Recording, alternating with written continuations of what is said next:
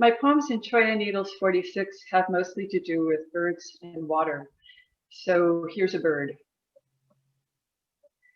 Red-tailed hawk. He's there for the mice and voles in underbrush, but I claim him for myself when I see him sitting on the curved light pole I drive by each morning. His presence or his absence, the dark feathers of his wings, his facing toward me or away, I take as signs, reminders that the work of bird and poet lies in waiting, then the swoop.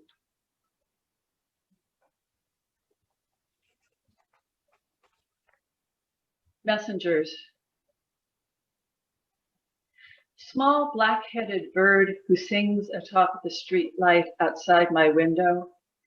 I admire your bravado and you ignore mine.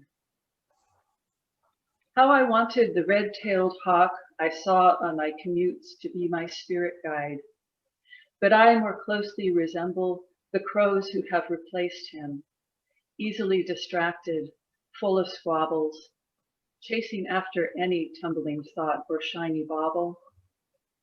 Or I could be the mourning dove who settles high above the street and stares and creams and keens. Ooh, ooh, ooh, ooh, ooh.